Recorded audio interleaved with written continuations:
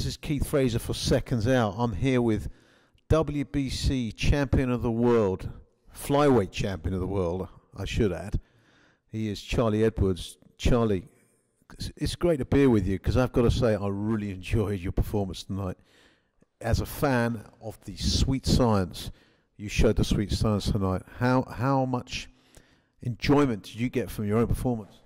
Oh, I loved it in there. I was really enjoying myself. Moreno was a tough game opponent and was always live and always trying to swing that big overhand right to try and land one clean. So I did have to switch on. I enjoyed myself a little bit too much, I think, in the fourth round when my coach had to tell me off a little bit. But all due respects, I shouldn't have been messing around. But I just got a little bit bored and just like to have a little bit of showtime. But you can't do that at world level boxing, and that's a valuable lesson that I've had to learn. Well, you were giving it a bit of the old showboating, the alley shuffle, etc. Was that because you felt that confident, or you just wanted to entertain the audience? To be honest, I just think it was all the occasion. I've sparred him a lot, so I've been in there with him a lot around, so I knew what he was about. And it was more the fact I wouldn't have just done it, but when he started giving all that bravado stuff, waving me on, come on, vamos, vamos, and all that, I just thought, you're getting played with. So if you want to do that, I'll make you look silly. And that's what I've done it for, but I shouldn't have done it. Well, I think Tyson Fury did the alley shuffle in one of his fights recently. And I think the last time I saw some of that kind of showboating was with Nassim Hamed. But listen, I have to say it was very entertaining. You're a flyweight. We talked to Eddie Hearn earlier about perhaps unifying the belts. Is that your first port of call? Is that what you really want to do, is clear up the division? Yeah, 100%. I want to fight Miflay Maruti, IBF champion. We actually wanted to fight him first before the Rosales opportunity come up, but he chose someone else. So it's definitely a fight that I want and fight I'm fully capable of and confident in winning. And yeah, why not? Eddie wants to make it for July, so why not go get another belt? And where would that fight be, do you think? I'm really not sure. It's up to Eddie. He's the man.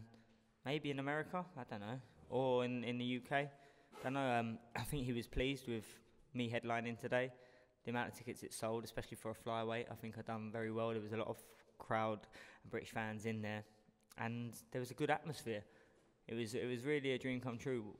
This has been a dream for mine when I was a kid, walking out to Queen, we're the champions, world champion, people singing it, people shouting my name, and like all these dreams are coming into reality. And I'm just blessed and lucky to have the opportunity from Eddie Hearn, Sky Adam Smith, head of Sky Boxing, for allowing me to do this.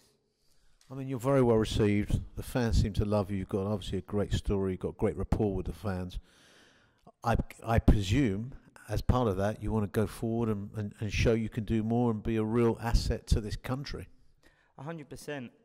What my thing is, I'm a small man. Let's be real. I'm 8 stone. I'm only 5'6".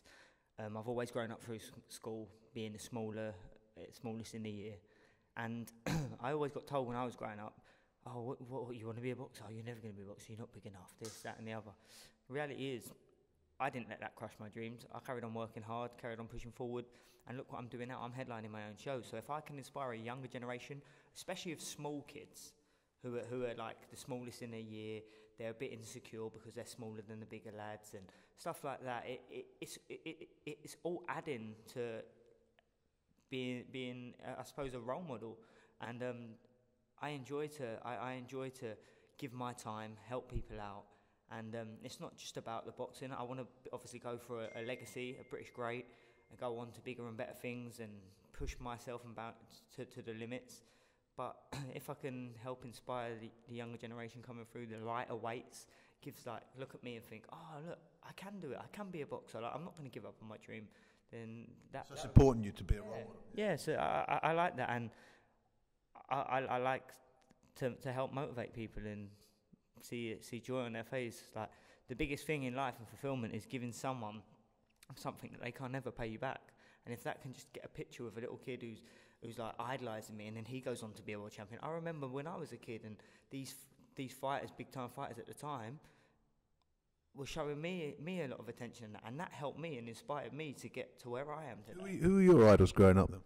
My idol was Bradley Skeet. I was at Ellsfield, and Bradley Skeet was up on the GB team, and he always showed me his time of day, and he was actually a real inspiration to me to show me how to be so humble and have look after everyone, be nice to everyone. Like, it's nice to be nice. You give out, you get back in more ways than you ever can imagine. So I just love what I do. I'm very good at what I do because I've put in the work from a young age. And don't get me wrong, I failed a hell of a lot, but failures are what you should love, because you only get better from it. You've got two ways to go. You either go the opposite way and you get worse and worse and worse, or you learn from it, and everything in life's a lesson and everything's a blessing. So it's just how you adapt your mindset and keep on pushing yourself, really. One last thing, obviously, if you move up to Superfly, Eddie's talking about a big fight with Calify. How do you see that one panning out? It's a fight I would take completely. As long as I didn't have to vacate my belt, I'd move up and fight. And how I see it planning out, I'm a maturing fighter. I'm getting better and better. The longer he's leaving it, he's giving himself less and less chance. And I really do believe I'll outbox him and make him look silly at times. Well, listen, I appreciate the time you got. It's quite late at night here. Thanks for giving me a great evening. Thanks for giving the fans a great evening. I wish you the best of luck going forward. I'm looking forward to seeing you in the ring very soon. Yes. Thank you. Keith Fraser for Seconds Out, by the way.